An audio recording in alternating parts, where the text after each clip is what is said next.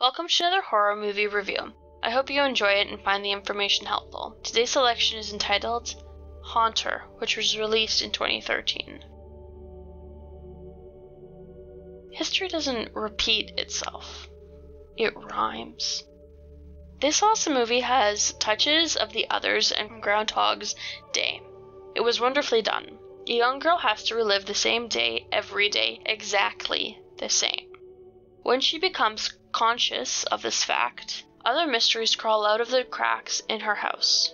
She finds the gumption to stand up for what is right.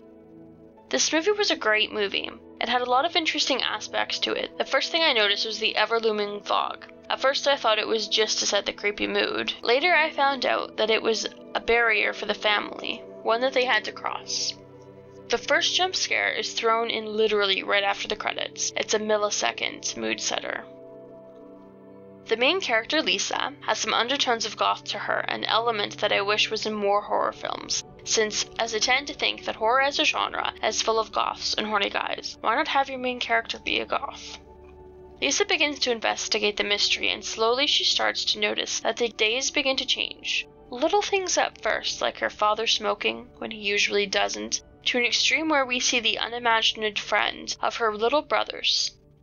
Her dad goes from being a nice father to an angry man who yells at his wife and children to the point of scaring them.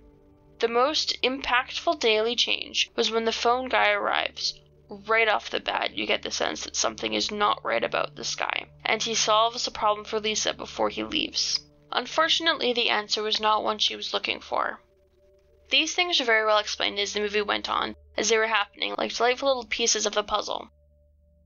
When they pulled out the Ouija board, I got a little hesitant about the movie. As you might have understood from the pact, I don't like Ouija boards. Yes, it is just a game. However, it is what you do with it that matters. When you pull all your energy into reaching into something you don't know anything about, and let's face it, no one knows what's on the other side. We are all just guessing until we actually die. You can pull things from the other side into your world. I don't like when movies use the game board because it makes it seem like it's an okay thing to do, like sleeping around without condoms and smoking. Both of these things can hurt you.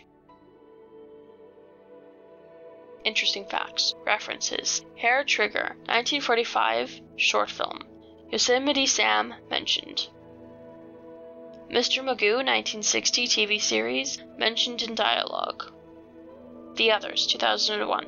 The ghosts don't know they're dead, and the actual living humans are portrayed as spirits. There is also an impenetrable wall of fog keeping them off the property. Features. Pac-Man, 1982 video game played. Murder, She Wrote, Murder Takes the Bus, 1985 TV episode, watched on TV, audio/visual unsynchronized. Robert is shown playing the Atari 2600 version of Pac-Man. However, the game sounds played are from the arcade version of the game, not the Atari 2600 version. Continuity. When Lisa is scared and goes back out through the little door, the key she used to enter is missing, and when she pushes the door back open, the key reappears in the lock, revealing mistakes. In the scrapbook called Photographs, that Lisa discovers hidden under the floor in her bedroom, the third column about Frances Nichols in the first article repeats the same account as that in the first column. In the subsequent article about the second missing girl, there are numerous repetitions in its contents throughout. Later, the same story of Frances Nichols is shown typed in the article adjacent to the picture of a different missing girl. Trivia. Edgar Bernstein had a severe asthma attack while filming. In the home video of the family outside the house, Robbie is wearing an Edmonton Oilers hockey jersey. Horror Nerd. Filming locations. Toronto, Ontario, Canada. Bradford, Ontario, Canada.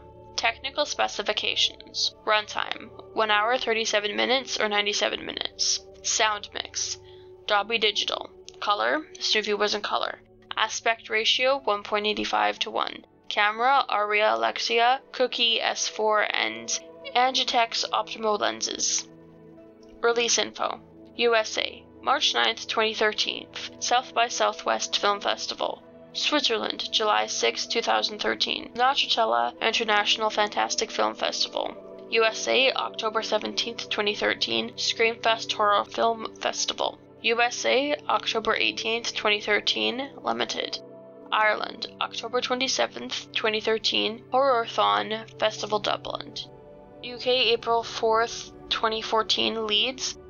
Sweden August 20th, 2014 DVD release. Booze 8. I really enjoyed this film and would definitely watch it again. The ending was very nice and the plotline was interesting and refreshing from most horror films. Scary 8.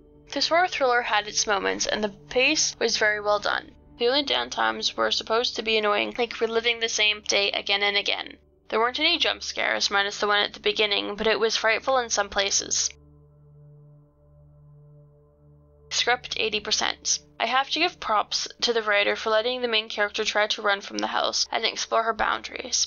I enjoy the logical aspects to this film. For example, Lisa would have been too young for a knife, so cutting the floor with scissors made sense. Soundtrack 70%.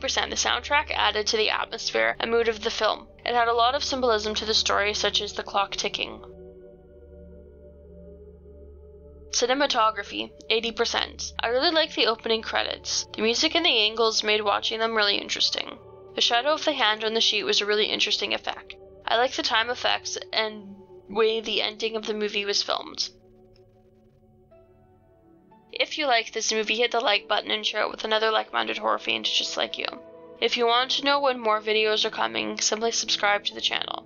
If you have any of your own horror movie suggestions that you think I should review, write them in the comments below. Also, if you disagree with my review, feel free to tell me why in the comments below. I always like to know other people's opinions.